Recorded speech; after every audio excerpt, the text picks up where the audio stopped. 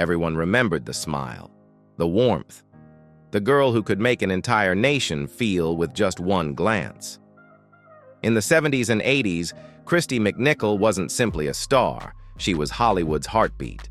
But at the very moment her fame reached its brightest, she vanished. No scandal, no farewell, only silence. And behind that silence waited a truth the world was never meant to see. Today, the curtain finally lifts. The beginning of a star. There was nothing glamorous about the place where Christy McNichol's story began. Long before the bright lights and magazine covers, there was only a small Los Angeles apartment, a determined mother, and two children who learned far too early that survival came before dreams. Christy was one of them, the quiet girl with big eyes who watched the world as if she could already feel its weight. Her father had walked out when she was still young, leaving Carolyn McNichol to hold the broken pieces together. Carolyn worked anywhere she could, typing in noisy offices, selling makeup door to door, even slipping into the background of low-budget films just to earn a few dollars. She was exhausted, overworked, and terrified of falling behind. But she never let her children see her break. Poverty may have been the reality, but she refused to let it become their identity. And then, on an ordinary day during an ordinary shift, fate intervened. Carolyn couldn't afford a babysitter, so she brought Christy and her older brother Jimmy to the set with her. The children waited quietly on the sidelines, unaware that someone was watching them with a kind of curiosity that bordered on recognition. A crew member approached Carolyn and said words that sounded almost accidental, almost careless. "Your kids would be great in commercials." No one understood it then, but that single sentence cracked open a door that had always been locked to families like theirs. Soon the children were auditioning, first for cereal, then soda, then toothpaste. Jimmy was charming and quick with a smile. But Christy, she had something else. Something you couldn't teach, couldn't fake, couldn't ignore. Even at 10, she carried emotion the way other kids carried toys, instinctively, openly, without fear. Casting directors didn't just see her, they felt her. Her eyes held warmth and sadness in the same breath, a contradiction that made people look twice. She didn't know it yet, but Hollywood had already chosen her. And once it chooses you, it never lets you go. Take your scissors and cut me out, because if you don't... The role that changed everything. By the mid-1970s, Christy McNichol was no longer just another child actor drifting through guest roles. She was a spark waiting for the right moment to ignite. That moment arrived in 1976, wrapped inside a script no one expected would rewrite television history. The show was family, and the role was Letitia Buddy Lawrence, an ordinary teenager meant to be a supporting character. But when Christy stepped in front of the camera, the story stopped belonging to the writers. It became hers. On screen, Buddy wasn't the polished, picture-perfect child America was used to. She was sensitive, unpredictable, full of contradictions, just like the real teenagers viewers had never truly seen before. And Christy didn't act her. She inhabited her. Every glance, every halting breath, every moment of vulnerability felt painfully authentic, as if she were revealing pieces of herself the world was never meant to see. Audiences felt it instantly. Critics felt it too. In a television landscape obsessed with perfection, Christy brought raw honesty. She became the emotional core of Family, the secret heartbeat that kept the show alive. Emmy nominations followed, 3 in a row. She won twice before she was even old enough to drive. Magazine covers, talk shows, fan clubs. America didn't just love her, America claimed her. But while the world saw a rising star, behind the scenes, a different truth was taking shape. Christy was working non-stop, carrying not only the weight of a major network show, but the financial expectations of her family. Her mother managed her career, her schedule, her income, everything. While other teenagers stumbled awkwardly through adolescence, Christy navigated studio demands, impossible expectations, and the kind of pressure that crushes even seasoned adults. And yet, every week, she walked onto set and delivered performances that felt almost supernatural in their depth. Viewers believed they were watching Buddy Lawrence grow up, but no one realized they were also watching Kristy McNichol slowly disappear behind the role that made her famous. She had become a star, but she was already paying the price. But she looked more like a Buddy. The cost of fame. When Family ended in 1980, Kristy McNichol was only 18, but she carried the exhaustion of someone twice her age. Hollywood didn't see a teenager. It saw a machine, a sure thing, a girl who could cry on cue, smile on demand, and deliver every emotion the script required without ever breaking. So when the show wrapped, there was no celebration, no rest, no breath. Offers flooded in, and Kristy, trained her whole life to please, said yes to all of them. That same year, she stepped into Little Darlings, a film that would make her a cultural phenomenon. As Angel Bright, she was fierce yet fragile, a street, smart girl hiding wounds no one could see.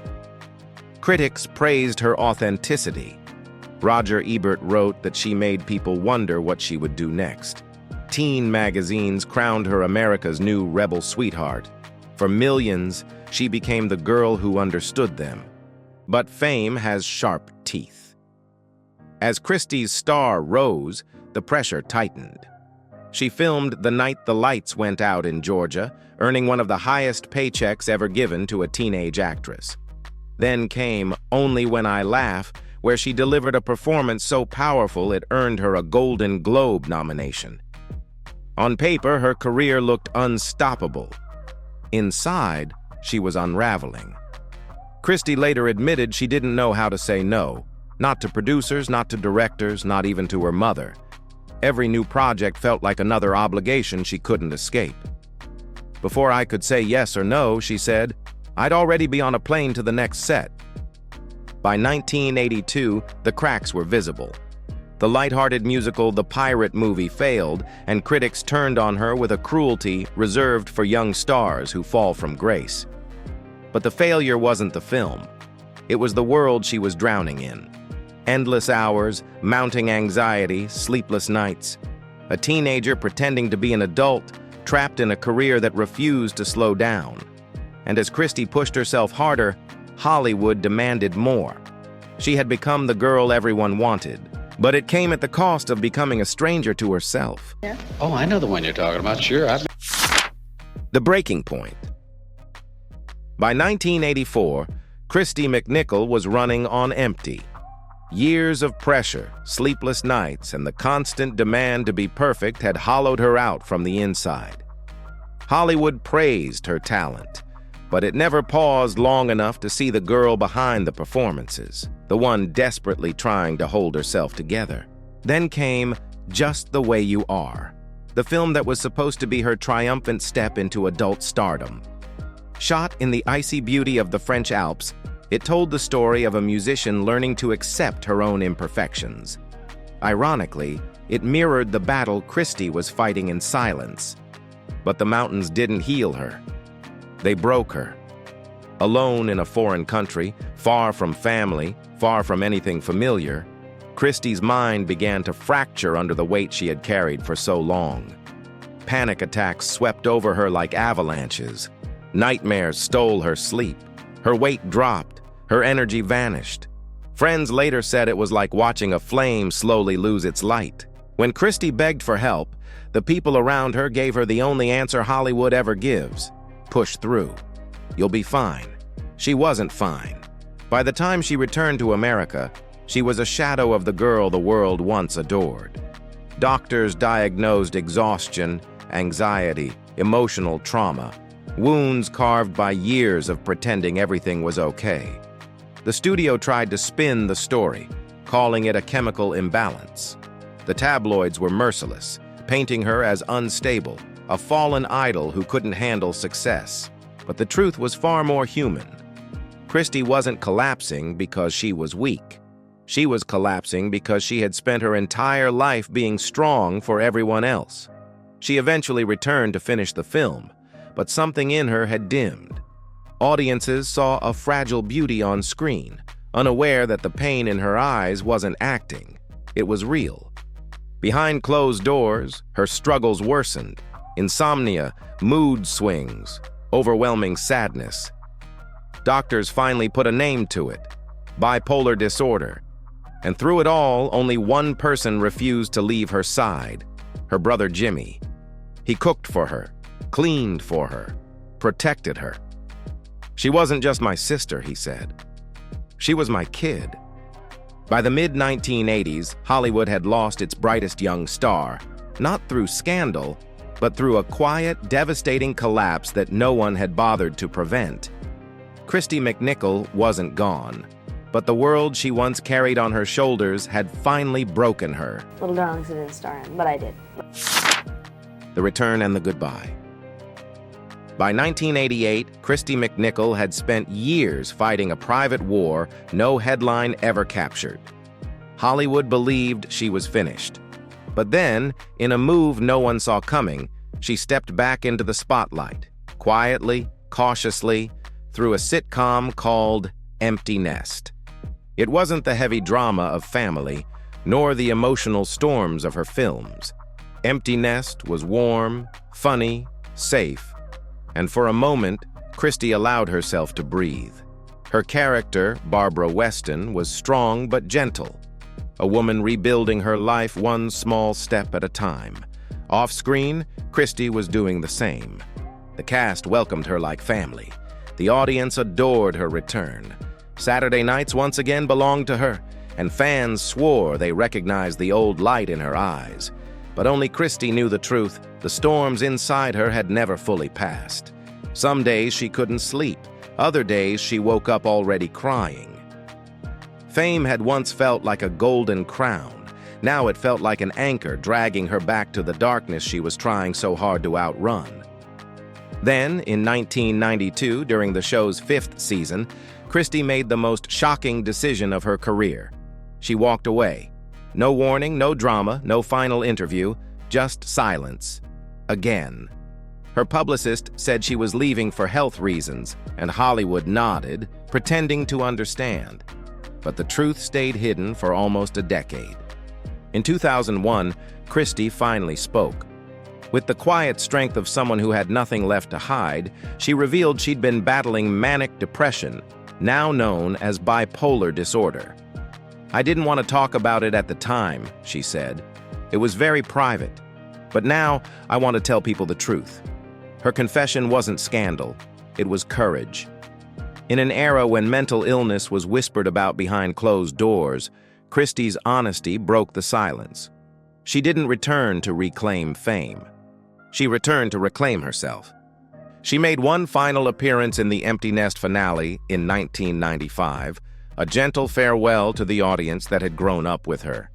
Then she disappeared again, her voice echoing only in a few animated roles before fading completely from Hollywood's view. This time, her exit wasn't a collapse. It was a choice. A woman finally stepping away from the world that nearly destroyed her and choosing peace over applause. Kristy McNichol hadn't quit. She had finally set herself free. Go through that because I was working almost the whole time. The years of healing. When Kristy McNichol stepped away from Hollywood, she didn't step into luxury or noise. She stepped into something far more radical: silence. For a woman who had spent her entire life performing, the quiet was almost frightening at first. But slowly, painfully, it became her medicine. For the first time since childhood, Kristy woke up without a call sheet, without makeup chairs, without someone waiting for her to deliver emotion on command. She was 39 years old, and the world finally stopped asking her to be anything other than herself. She began teaching acting at a private school in Los Angeles, guiding young performers with the honesty she never received at their age. She told them that acting wasn't about fame or applause or red carpets. It was about truth, something she had spent half her life trying to rediscover. Her students didn't see a fallen star.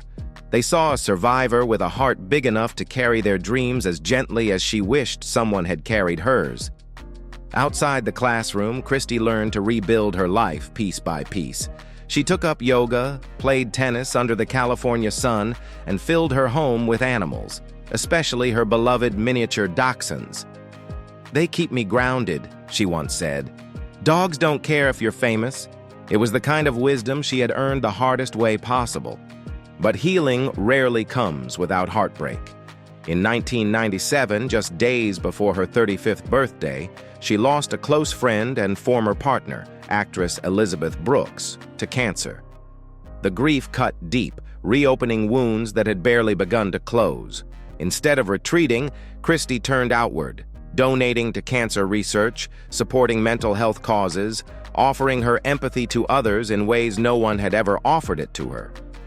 Slowly, the panic attacks faded, the emotional storms softened. The woman who once lived under studio demands and tabloid headlines now lived on her own terms, in a life defined not by fame, but by peace. When asked what she missed about acting, Christy gave a small, thoughtful smile. Not the fame, the people. It was a reminder that Hollywood had given her both joy and scars. But in choosing a quieter life, she was finally reclaiming everything it had taken from her. Christy wasn't running anymore.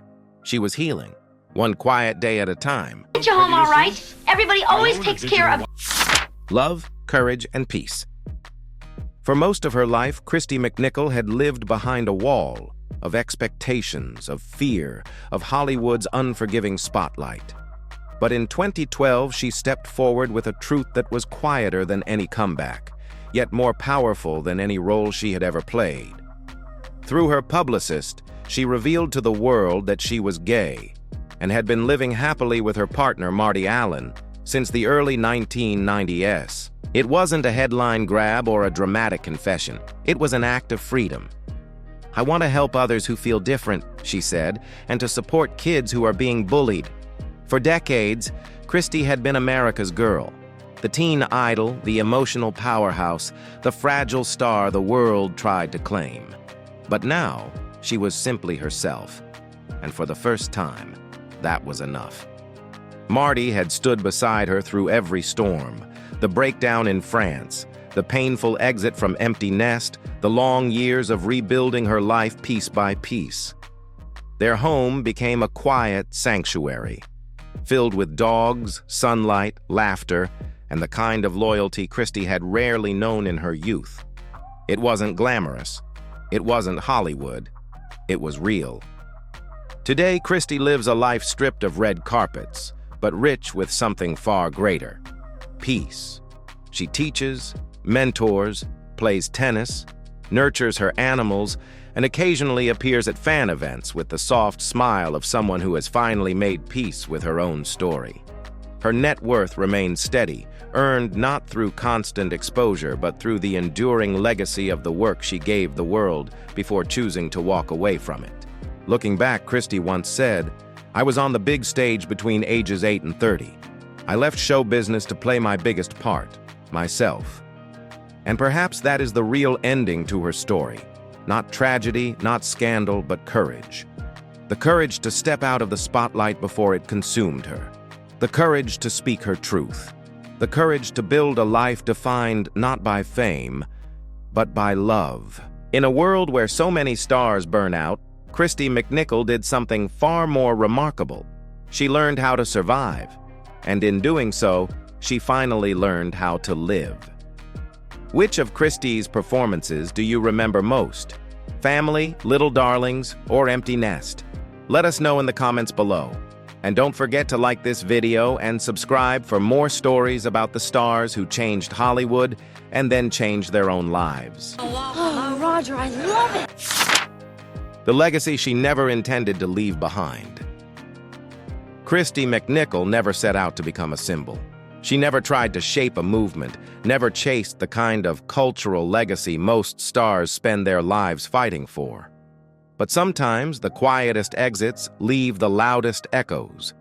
When she stepped away from Hollywood, the industry didn't know what to do with her. They waited for a comeback, a confession, a scandal, anything. But Christy didn't return for applause. She returned only to remind the world that behind every bright smile on screen is a human being who bleeds the same, breaks the same, and needs the same gentleness we demand from them. Her story became a whispered warning across studios. What happens when the industry takes too much from someone who never learned how to say no? Yet, in the years that followed, her disappearance also became something unexpected. Hope. Actors struggling with anxiety and depression spoke her name with a quiet gratitude. Mental health advocates cited her bravery long before mental wellness became a Hollywood buzzword. Fans who once idolized her now admired her for something far deeper, the courage to walk away before the spotlight consumed her. Christy never intended to be a pioneer. She simply wanted to survive. But in surviving, she became a symbol of something Hollywood rarely offers: permission. Permission to step back. Permission to choose peace. Permission to live a life that belongs to no one else. And today, as new generations discover her work, they don't just see a star. They see a woman who fought her way out of the machine, rebuilt herself, and found happiness in a place brighter than any studio light: her own truth. Christy McNichol didn't fade away. She transformed. And that transformation became her greatest legacy. Richard and everything? Roger. You gonna walk?